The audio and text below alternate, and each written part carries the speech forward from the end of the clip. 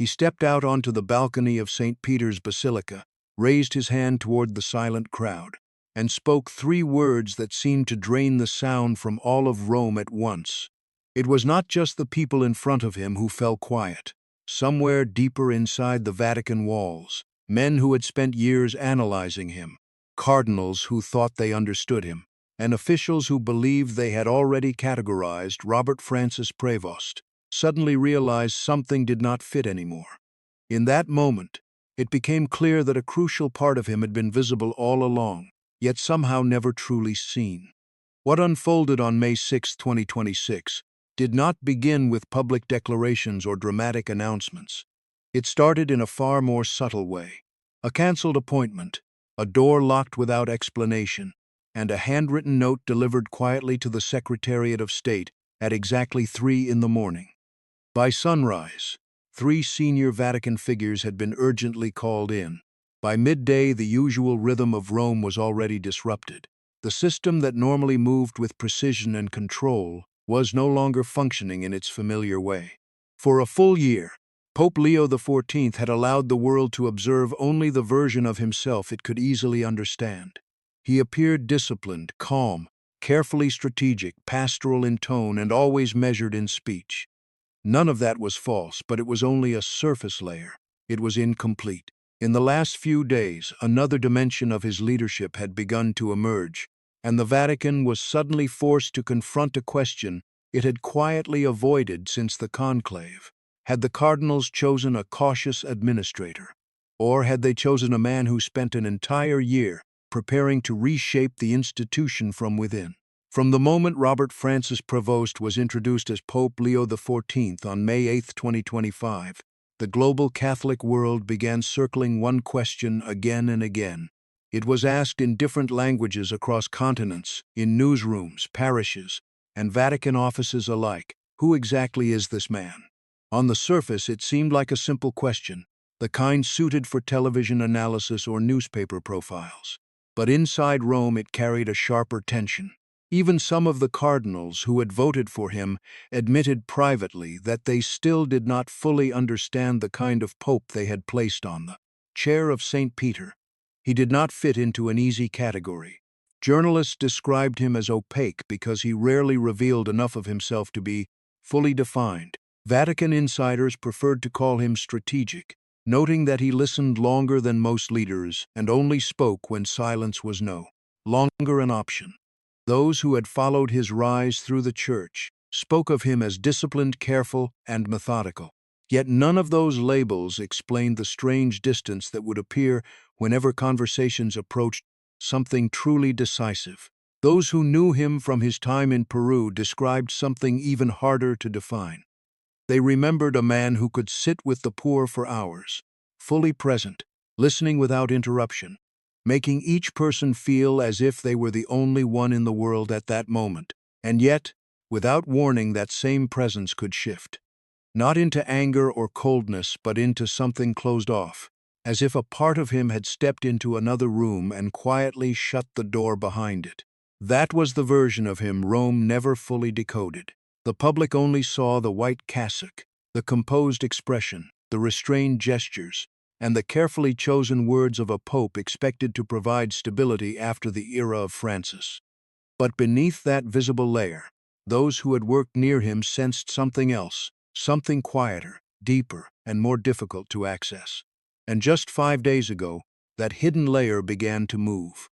To understand why that mattered, Rome had to look back at where Robert Francis Prevost actually came from. He was born in Chicago on September 14, 1955, far from the ancient corridors of Vatican authority that would one day surround him. That distance shaped him more than it first appeared. He was not formed inside the inherited rituals of European ecclesiastical power, where authority often arrives already wrapped in tradition and ceremony. Instead, he came from a working-class American environment where problems were expected to be faced directly, not softened through layers of language. His father was a school principal, a man shaped by structure, responsibility, and the quiet pressure of guiding young lives without recognition. His mother carried a deep and steady faith, not as something decorative or symbolic, but as a lived discipline that influenced everyday choices. Between them, they passed on a principle that would follow him everywhere he later went. Institutions exist to serve people, not to protect themselves from them. That idea did not make him sentimental. It made him practical. From early on, Prevost seemed to understand something many only learn much later. Authority without service slowly becomes performance, and performance eventually collapses under its own weight. He observed how families, schools, and local parishes depended on people who worked quietly, without needing recognition. That quiet discipline became one of the foundations of his character. Years later, Vatican officials would misread that discipline entirely. They would see his restraint, his silence, and his measured pauses, and assume they were dealing with someone cautious, even controllable. But the roots of that behavior were far older than Rome's interpretation of him. Long before the Vatican ever knew his name, the boy from Chicago had already formed a belief that systems only remain legitimate when they remain accountable to the people they claim to serve. The next major layer of his formation came through the order of St. Augustine. He entered it young, long before the wider world paid attention to him. The Augustinians did not simply give him a religious identity. They gave him a way of living inside contradiction, without breaking under it. Augustine himself was never a simple symbol of calm holiness. He was restless, intellectual, wounded, and disciplined all at once. A man shaped not by avoiding conflict, but by allowing truth to emerge through it. Prevost absorbed that deeply. He learned that tension is not always a warning sign. Sometimes it is the exact place where clarity begins to form. From there came an unusual combination that would later define his leadership style. Mathematics gave him structure, precision, and the demand for clear answers. Theology gave him humility, because not every question about faith resolves neatly. One discipline pushed him towards certainty. The other kept him aware of mystery. He learned to hold both at the same time without breaking under the pressure. Certainty in one hand, mystery in the other. That balance became the hidden architecture of his mind. Rome would eventually encounter that combination and misunderstand it completely. What looked like caution was actually calculation. What looked like hesitation was often patience shaped by understanding. And then came Peru. It was there that Robert Francis Prevost stopped observing authority from a distance and began witnessing its direct impact on human lives. As a young priest in Trujillo, he did not remain an outside observer. He entered parish life fully. Homes, neighborhoods, crowded streets, and communities where faith was not supported by institutional comfort, but sustained through necessity. He saw churches functioning not as abstract centers of doctrine, but as places of survival, a roof, a meal, a confession, a burial, a moment of human presence where otherwise there would be none. Over time, he learned Spanish until it no longer felt foreign. He became a Peruvian citizen. That choice was not symbolic. It reflected something deeper. He was no longer passing through suffering for experience. He was living inside it. In Peru, he saw two versions of authority. One was distant, rigid, and often detached from the people it claimed to serve. The other was quiet, present, and attentive. Authority that did not dominate space but changed it simply by being fully there. He observed both carefully, and by the time Rome began drawing him into higher responsibilities, he had already learned a lesson that many in the Vatican only understand under pressure. Power is never defined by how loudly it speaks from above, but by how honestly it listens from below. By the time Pope Francis appointed Robert Francis Prevost as Prefect of the Dicastery for Bishops in 2023, he had already become one of the most quietly influential figures in the global church. It was not a role that attracted public attention in the way a papal appearance or a major Vatican announcement would. Yet inside ecclesiastical power structures, its importance was fully understood. The person responsible for evaluating and recommending bishops indirectly influences the direction of the church for decades. Prevost carried that responsibility without turning it into spectacle. He did not seek visibility, nor did he perform authority for effect. His method was consistent, slow evaluation, careful listening, and allowing decisions to mature before they were finalized. To those expecting forceful leadership or dramatic declarations, he often appeared restrained. To those expecting constant verbal direction, he often appeared almost silent. Inside Rome, that silence was frequently misunderstood. Many interpreted it as caution or passivity. In reality, it was method. He was not rushing to fill space with opinion. He was studying patterns, who aligned with whom which dioceses were stable, where tensions were forming beneath the surface, and how institutional trust was distributed across different regions of the Church. He paid attention to details others often overlooked. Names, relationships, histories, and subtle institutional dynamics formed a mental map that continued expanding over time. What looked like patience was actually accumulation of knowledge. What looked like distance was often analysis. This is why so many underestimated him. They believed he was participating in a system the same way others did, when in reality, he was observing how the system itself functioned under pressure. When Pope Francis died on April 21, 2025, speculation about his successor immediately intensified. The public conversation quickly focused on figures who were more visible, more outspoken, or more easily defined. Commentators highlighted candidates with strong media presence or clear ideological positions. Prevost was mentioned, but not widely treated as the likely outcome. That perception, however, did not reflect what was happening inside the conclave. Within the closed environment of the Vatican, a different evaluation was taking place.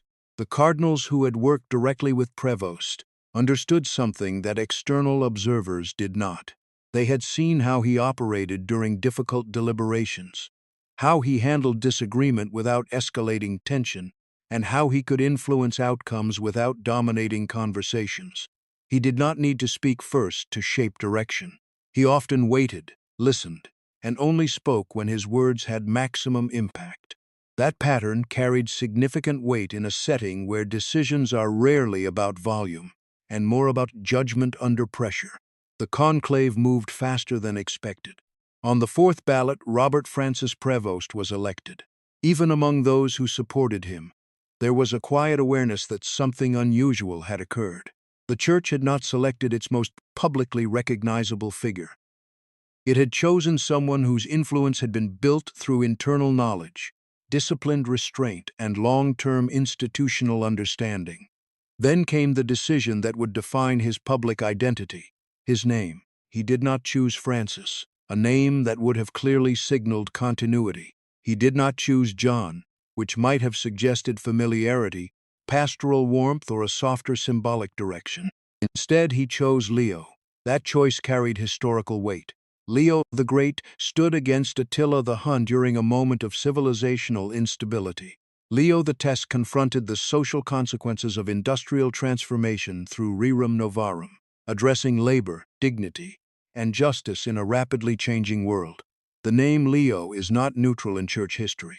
It is associated with confrontation, structure, and periods of decisive transformation. By selecting it, Prevost was not simply choosing a papal title. He was signaling intent before issuing a single document. It was a statement about direction, not style. In the early months that followed, Vatican observers attempted to interpret what this direction would mean. Some expected administrative reform, others anticipated doctrinal clarification, financial restructuring, or changes in episcopal appointments. Many believed the focus would eventually become clear through a single major initiative. But that assumption overlooked something important. The method was already active before the explanation arrived. On May 7, 2026, a document circulated quietly within the Vatican hierarchy. It came from the Secretariat of State and was distributed to senior dicasteries. It was not presented as a public announcement, nor as a major reform declaration. It was framed as an internal memorandum. The subject appeared technical: accountability structures within curial governance.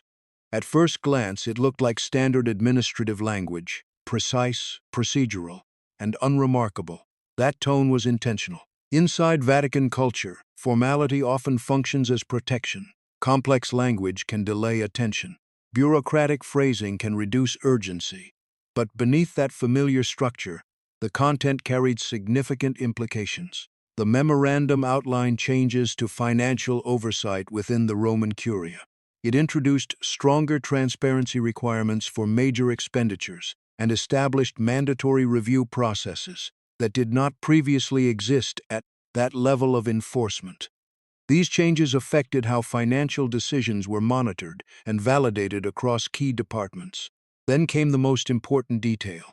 An independent oversight body would be created, and unlike previous internal review structures, it would not report to traditional curial authorities. Instead, it would report directly to the Pope. That single adjustment changed the entire balance of internal accountability. For the first time, oversight of certain financial and administrative processes was placed outside the traditional self-regulating mechanisms of the Vatican bureaucracy. It created a direct line of responsibility that bypassed older institutional filters. Inside the Vatican, the response was immediate but quiet. Senior officials recognized what had happened. It was not a public confrontation or an accusation against individuals. It was structural change, implemented through design rather than debate. By evening, conversations began circulating among high-level administrators, not in public statements but in private calls, internal meetings, and discreet exchanges. The realization was simple but significant. Authority had been quietly repositioned. The system had not been challenged from the outside. It had been adjusted from within, and those adjustments, once made, were not easily reversible. By the morning of May 8, 2026, tension inside the Vatican had already begun to shift from quiet concern into active response. Within a single year of his election, Pope Leo XIV had moved from being observed and studied to being directly confronted by the very system that had once seen him as predictable. 3 senior curial officials formally requested urgent private audiences with the Pope. Each request carried the same underlying urgency, even if expressed through diplomatic language. They were not simply seeking clarification. They were attempting to slow the momentum of the changes already underway, ideally before they became irreversible. But Leo did not grant any of those meetings that day. Instead, he chose a different audience. He met with a group of lay Catholic economists from Brazil, Argentina, and the Philippines. There was no public spectacle attached to the meeting, no official press emphasis, and no ceremonial framing designed for visibility. Yet inside Vatican corridors, the meaning was unmistakable. The Pope was expanding the circle of influence around institutional decisions, bringing voices into the conversation that were not traditionally part of curial financial governance. That shift alone signaled a change in direction. Authority was no longer being discussed only within clerical structures. It was being opened, slowly and deliberately, to external expertise connected to lived economic realities. Later that same day, another event took place that further intensified internal unease.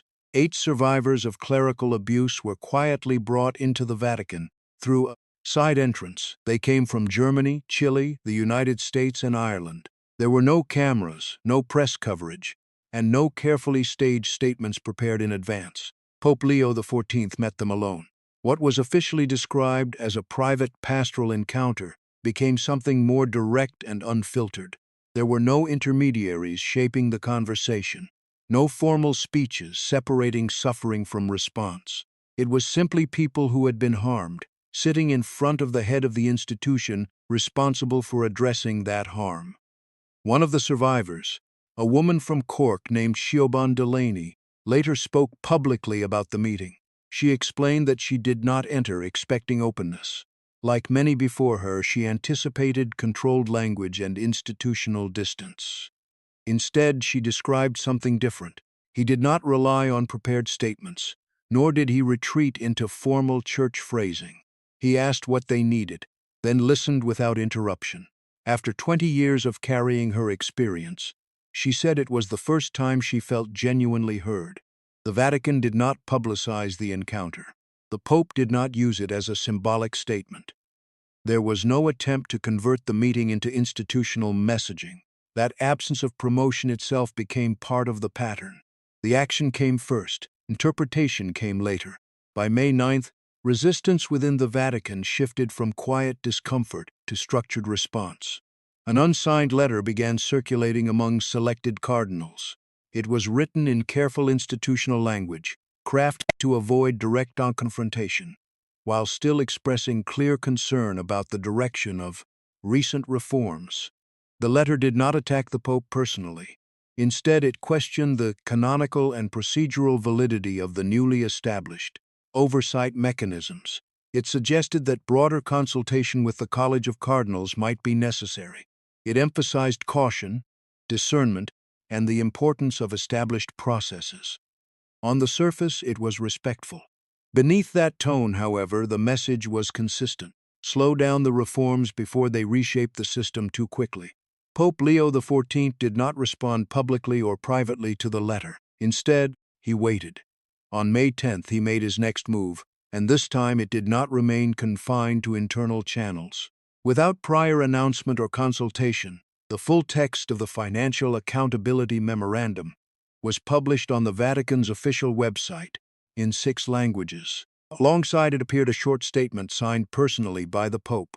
It contained no elaboration, no defense, and no engagement with objections. It simply stated that the document was intended for the faithful to read and consider. That decision changed the dynamic immediately. What had previously been an internal governance matter was now fully visible to the global Church.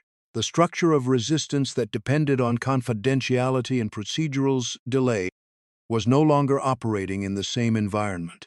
Once exposed to public scrutiny, institutional hypes had to exist beyond closed-door protection. Within hours, Catholic media outlets across multiple countries were analyzing the document. Within a day, international news organizations began reporting on the reforms. Interpretations varied widely. Some described the move as a significant step toward transparency and accountability. Others warned that it risked deepening tensions within the Roman Curia. But beneath all interpretations, one fact stood out clearly. Pope Leo XIV had not been caught off guard. He had anticipated the response. By the time resistance became visible, the structure of his action was already in place. The publication was not a reaction. It was the completion of a sequence that had been prepared in advance. That realization began to reshape how he was understood inside Rome. What had once been interpreted as caution was now being reassessed as planning. What had been seen as restraint was being reconsidered as timing. He was not moving unpredictably. He was moving according to a sequence that others were only now beginning to recognize. Inside the Vatican, a quiet acknowledgement began to form. Leo was not reacting to pressure. He was revealing that the pressure itself had already been accounted for. And as May progressed, it became increasingly clear that this pattern was not isolated to a single reform or document. It was part of a broader method that was still unfolding step by step, with each action building on the last in a way that left little room for reversal. By May 11, 2026, the character of Pope Leo XIV's leadership had begun to shift from reform into something more structural and far-reaching. The pattern was no longer limited to documents, meetings, or isolated decisions. It was now forming a visible sequence that suggested preparation long before public action. The day began quietly inside the Apostolic Palace. At around 8:45 in the morning, he celebrated a private mass away from cameras and public attention. There was nothing unusual about the setting itself, but what followed would soon draw attention across the Vatican. After the Mass, instead of returning to his scheduled duties, Pope Leo XIV made an unannounced visit to the Vatican archives. Not the public research section, but the deeper restricted area that requires direct papal authorization for access. This was a space where historical records, sensitive correspondence, and internal documents are stored under strict control. He entered with only one archivist and a single aide accompanying him. He remained inside for approximately 2 hours. No official record has been released regarding what he requested or examined during that time. The contents of that visit remain undisclosed. However, those working in the archive later described an unusual atmosphere after his departure. One senior archivist, who had worked in that environment for nearly 2 decades, was later seen leaving the building in a visibly unsettled state. According to one account, He appeared as someone who had been present during a moment whose significance he did not yet fully understand. By midday, the Vatican issued a brief but significant announcement. Pope Leo XIV would address the full College of Cardinals on May 15th. The subject of the address was listed as the identity and mission of the Church in the 21st century. On the surface, the wording appeared broad and theological. But within Vatican language, such phrasing carries deeper institutional meaning. Identity and mission are not abstract themes. They refer to how the Church defines itself, how it understands authority, and how it positions its role in a rapidly changing global context.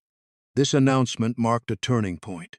It suggested that the Pope's focus was no longer limited to governance reforms or financial accountability. He was preparing to speak at the level of foundational direction. Later that same day, another detail surfaced that added further weight to the situation. Before the scheduled address to the cardinals, Pope Leo XIV had arranged a private meeting with an 81-year-old German Jesuit theologian. This was not an ordinary consultation. The theologian had spent decades writing on ecclesiology, reform, and the nature of church authority. His work had been influential but often treated cautiously within Vatican circles. At times it had been engaged with, and at other times quietly set aside under previous papacies. His presence before the cardinal address raised immediate questions inside the Vatican. It suggested that the upcoming speech was not simply a formal statement, but something being carefully shaped and tested at a deeper intellectual level. There were two possible interpretations. One was that Pope Leo XIV was seeking theological grounding before delivering a major address. The other was more significant, that the address itself might represent a structural statement about the Church's future, requiring intellectual scrutiny before it was publicly delivered. By the end of the day, the cumulative pattern was difficult to ignore. In the span of just a few days, Pope Leo XIV had canceled or bypassed senior requests for meetings, restructured financial oversight, met privately with lay economists, engaged directly with survivors of abuse, exposed internal resistance by publishing key documents publicly, entered restricted archival spaces, and prepared to address the College of Cardinals on matters central to the Church's identity. Taken individually, each action could be explained within normal papal governance. Taken together, they formed something more coherent, a deliberate sequence of institutional positioning. This was not a pope gradually adjusting to office. It was a pope revealing that he had already been studying the office long before others realized it. The initial perception of him as a cautious administrator began to weaken. In its place, a different interpretation started to emerge inside Rome. His restraint was not absence of direction. His silence was not uncertainty. His patience was not delay. It was preparation. The Vatican had been watching a man who appeared to be learning his role. In reality, that man had been observing the Vatican itself, its structures, its pressure points, its internal logic, and the ways in which resistance forms when change begins to take shape. The cardinals who elected him believed they had chosen continuity after a period of turbulence. What was now becoming visible suggested something more complex. They may have chosen a pope who understood the system from the inside and was now prepared to apply that understanding to reshape it. Importantly, this was not framed as disruption for its own sake. There was no indication of recklessness or ideological confrontation. Instead, the pattern suggested something more deliberate, a leadership style rooted in deep institutional knowledge and an insistence that authority must remain accountable to those it serves. By the end of these 5 days, the question facing Rome was no longer who Pope Leo XIV was in a symbolic sense. The question had become operational. How do you interpret a leader who does not announce his intentions first, but reveals them through carefully sequenced action? The answer to that question would begin to emerge on May 15th, when the Pope addressed the College of Cardinals. But by then, one conclusion had already formed quietly across the Vatican. This was not a transition into leadership. It was the unfolding of leadership that had already been in motion long before anyone recognized it.